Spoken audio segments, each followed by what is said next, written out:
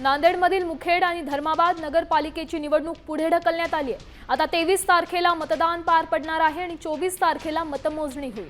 13 नगरपालिकांपैकी 2 नगरपालिकेच्या निवडणुका या पुढे ढकलण्यात आल्या आहेत। तर भोकर, कुंडलवाडी आणि लोहा नगरपालिकेतील एका जागेवर निवडणूक पुढे ढकलली। आपण पाहू शकतो नांदेडमध्ये 2 नगरपालिका निवडणुका या लांबणीवर पडलेल्या आहेत। 13 नगरपालिकेपैकी 2 नगरपालिकेच्या निवडणुका या पुढे ढकलण्यात आल्या आहेत। आता 23 तारखेला मतदान प्रक्रिया पार पडेल आणि 24 तारखेला मतमोजणी होईल। मुखेड आणि धर्माबाद नगरपालिकेची निवडणूक ही पुढे ढकलण्यात आली आहे। तर भोकर, कुंडलवाडी आणि लोहा या तीनही नगरपालिकेतील एका जागेवर निवडणूक पुढे ढकलली गेली। या संदर्भात अधिकची माहिती देत आहेत आपले प्रतिनिधी संजय सूर्यवंशी। संजय, काय सांगाल? नांदेडमध्ये 2 नगरपालिका निवडणुका आता लांबणीवर पडलेल्या आहेत।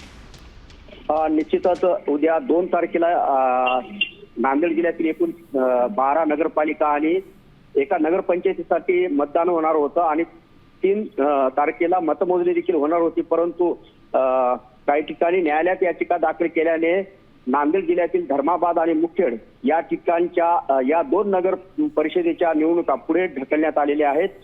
तर भोकर, कुंडलवाडी, लोहा या नगरपालिकेतील एका जागेवरची निवडणूक देखील पुढे ढकलण्यात आलेली आहे। 23 तारखेला या 2 नगरपालिका आणि एका जागेवर जे निवडणूक होणार आहे, 23 तारखेला मतदान आणि 24 तारखेला मतमोजणी होणार आहे।